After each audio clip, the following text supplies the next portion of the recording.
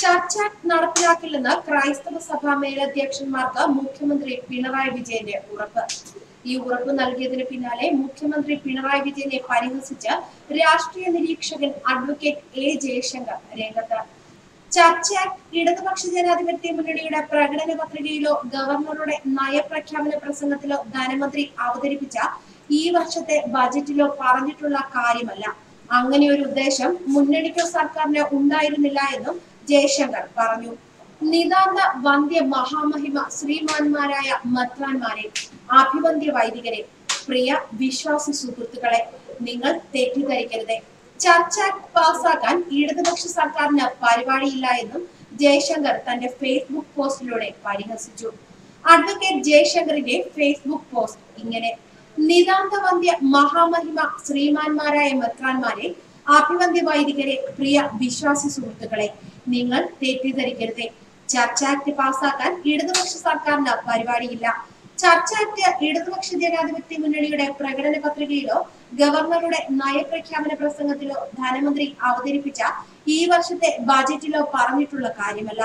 അങ്ങനെ ഒരു ഉദ്ദേശം മുന്നണിക്കോ സർക്കാരിനോ ഉണ്ടായിട്ടേയില്ല. സർക്കാരിനോട് ചോദിച്ചിട്ടല്ല നിയമപരിഷ്കാര കമ്മീഷൻ ചർച്ച ബില്ലിന്റെ കരട് എഴുതി സമർപ്പിച്ചത്. അത് നിയമസഭയിൽ അവതരിപ്പിച്ച് പാസാക്കാൻ ഞങ്ങൾക്ക് ബാധ്യതയില്ല. ഈ തിരഞ്ഞെടുപ്പ് അടുത്ത സമയത്ത് ഇപ്രകാരം അസംബന്ധ നിർഭരമായ ഒരു ബില്ലിന്റെ കരട് സമർപ്പിച്ചതിന്റെ പിന്നിൽ സാമ്രാജ്യത്വ ഫാസിസ്റ്റ് ശക്തികളുടെ ഗൂഢാലോചനയുണ്ട്. അതേപറ്റി പാർട്ടി അന്വേഷണം നടത്തും.